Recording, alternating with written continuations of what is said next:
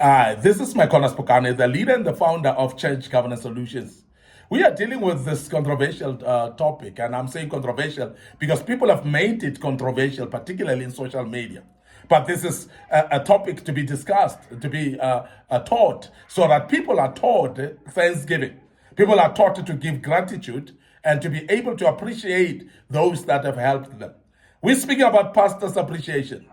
Pastors' appreciations, and this is very, very important topic that we're not going to apologize because we are restoring godly order in the house of the orderly God as Church Governance Solutions. Now, today we want to speak about matured Christians should, in fact, start by acknowledging the following.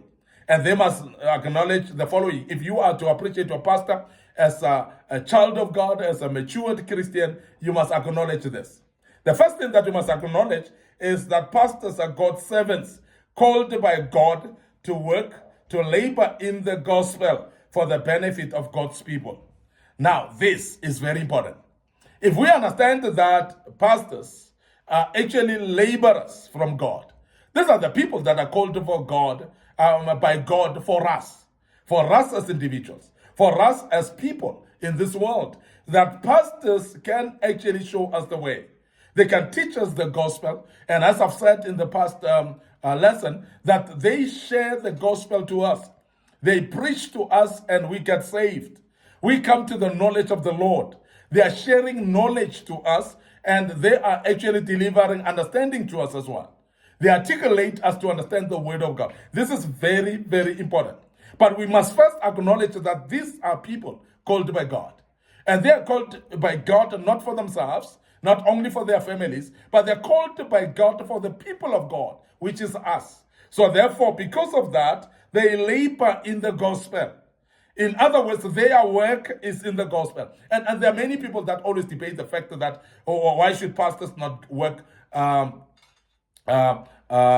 in companies, and why are they not in secular jobs and so on. And I want to set this one up once and for all.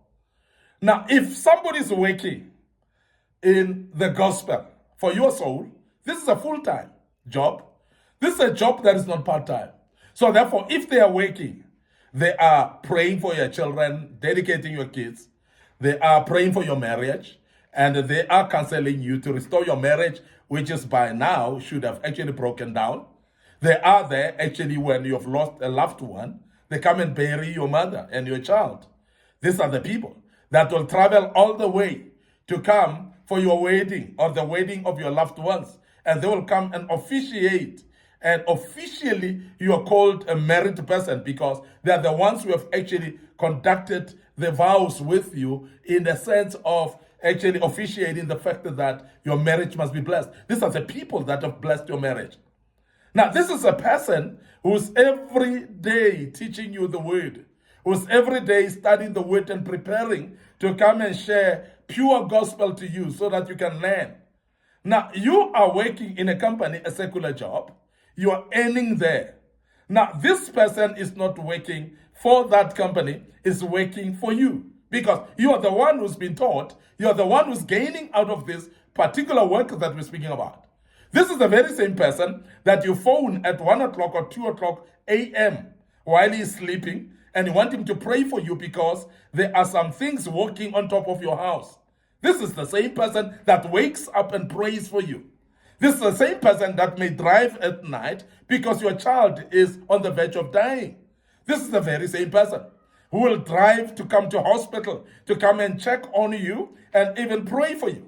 This is the very same person that when he or she didn't come to the hospital bed where you are, you get angry and you even decide to walk out of that church because the pastor didn't come and pray for you. This is the same person that if not coming to the birthday celebration of your child, this is the person that you will walk out of that church because this particular individual didn't come for the birthday party of your child. Have you thought about that? Now, this is a full-time job. Therefore, they must be paid and rewarded for that regard. Now, because they are working in this field called the gospel, their reward must come from the gospel.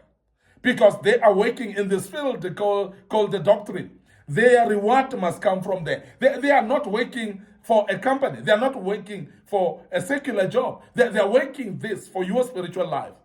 Who must pay them? It must be you who pays them. It must be you who puts money aside and put up a salary that is a living wage for them. And this is very important. And we want to emphasize that churches wake up from your sleep. Christians wake up from your sleep. Pastors are working for you. And we sometimes confuse it when we say, because they are the servants of God, they're working for God. They're working for God, yes, but through you. Because they cannot work for God without working for you, without helping you. As much as they help you, as much as they support you, they are working for God. And we want to emphasize that if we start to understand this concept, that pastors are working for us, we should be the ones who are paying them. We should be the ones who are giving them salary. We should be the ones who are actually making sure that they put food on the table and their children's school fees are being paid. It must be us who make sure that they've got transport to travel. Now, this is very important, and we want to emphasize that as Church Governance Solutions, and as I say, without apology, we are restoring the godly order in the house of the orderly God. And this is very important that we emphasize that. Now, secondly, you must know that pastors, like every human being, they have got material needs as well. Now, this is not a rocket science. This is not something that we should actually go and do research about. We know that they are human beings, pastors. We know that they've got their own families to feed. We know that they've got children as well to support and to send them to schools where we're sending our children. They've got a need for accommodation, a house to sleep in, like you sleep in a house yourself. They've got a need for transport to drive and go and teach you the word in the church. These are the people that are doing the whole work for you. But yet you are questioning, why are they not working a secular job?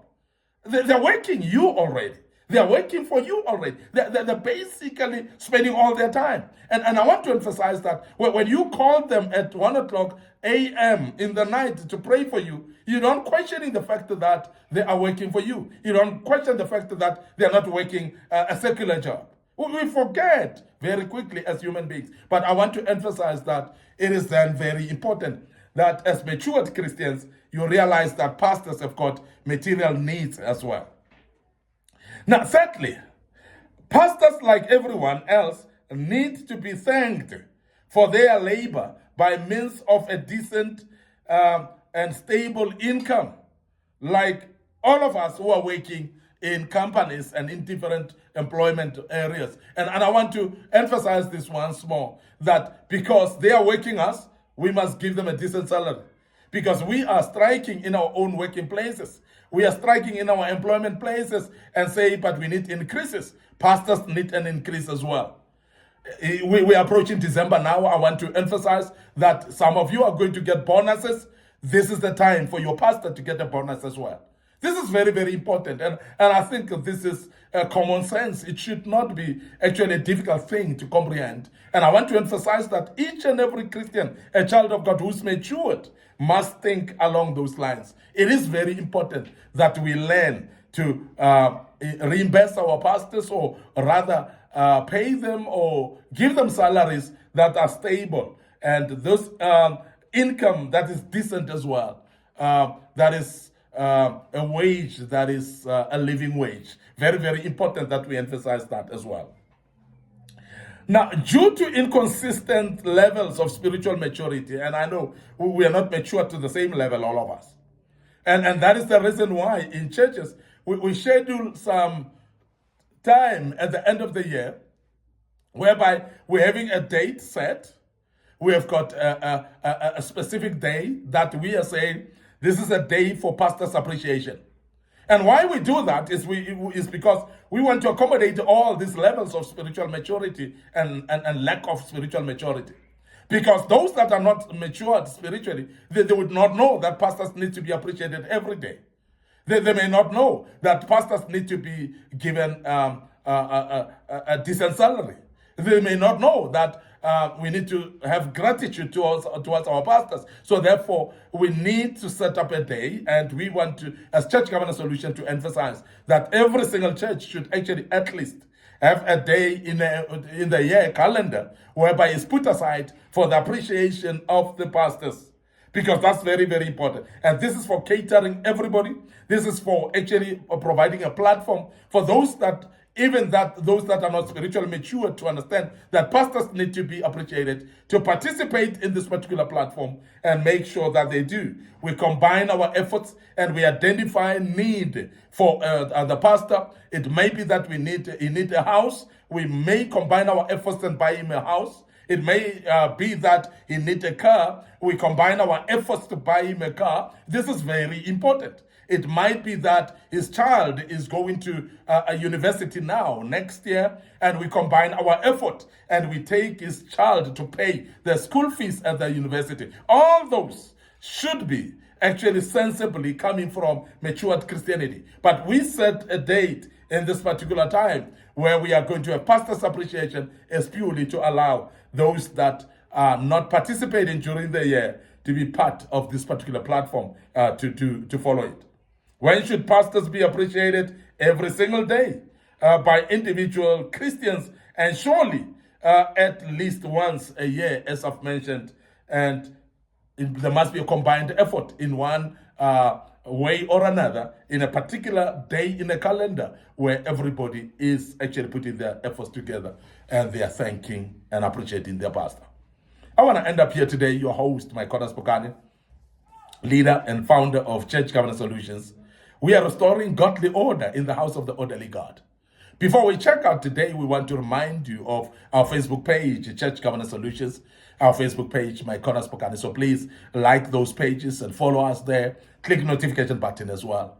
Make sure that you subscribe to our YouTube channel under Micornus Phokane, our YouTube channel, and Young Men Empowerment Forum as well. Very important. And please make sure that you click notification button as well. Our TikTok account, we've posted a lot of videos there in the past. Please make sure that you do share them amongst your peers, amongst your own colleagues and people that would dare want to hear about that. And the good Lord will bless you as you do that. I'm going to check out right here. Until we meet again tomorrow as we finalize this topic, may the good Lord bless you and allow me to say cheers for now.